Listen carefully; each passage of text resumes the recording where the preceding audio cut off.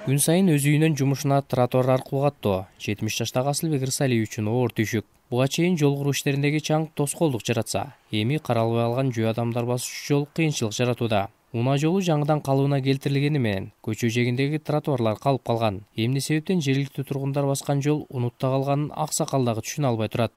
Биз эл үчүн иштебей эле машиналерге үчүн иштеп, машиналерге сонун жол куруп койду, биз таш төшөлгөн жолду оң эле жол койгон.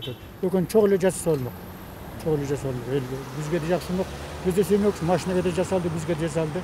Биз мында баратабыз.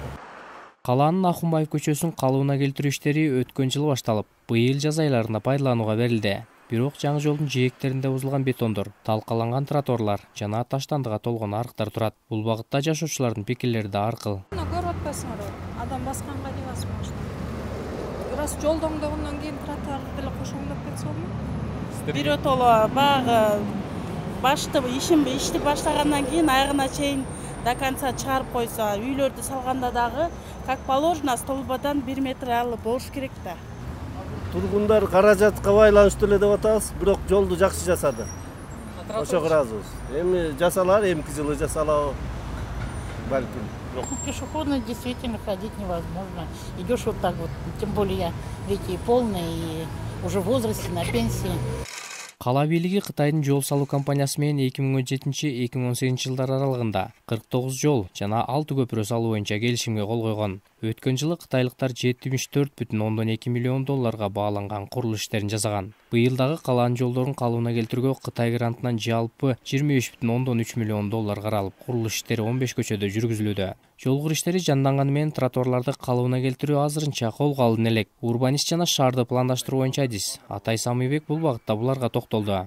Ар дайым биз шаар пландоо менен окуп жүргөндө ар дайым биз эң биринчи орунга адамдарды койчубуз. Андан адамдарга ыңгайлуу шарттар түзүлсүн деп.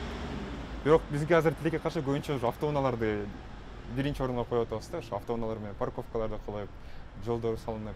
Бирок эким бир маселе бар да, жол деген нерсе бар, анан көчө деген нерсе бар. Биз азыр жолдорду пландаштырып атабыз. Бул автожолдорунчу. Бирок көчө дегенде бул жөн гана жолду эмес, тротуарларда күн тийбесин деп бак дарактарды тигишет атайын. То есть дизайн болот да, көчөнүн дизайны. Тилекке каршы биз азыр жөн гана жолдорду салып атабыз. Бишкектеги жолдордун жалпы узундугу 1400 чакырымды түзөт. Мэриянын берген маалыматына ылайык, бул жолдордун 200 гана чакырымы сапаттуу болуп, калган 1200 чакырымы ремонтко муктаж.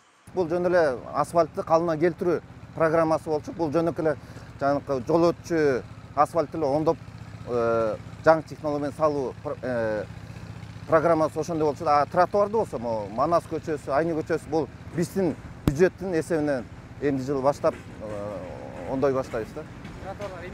Бул биздин бюджет менен, ушу шаардын бюджети менен тротуарды анан жана ирригациялык суу өтчү ирригацияны ошо шаардын бюджети менен оңдоп баштайбыз да.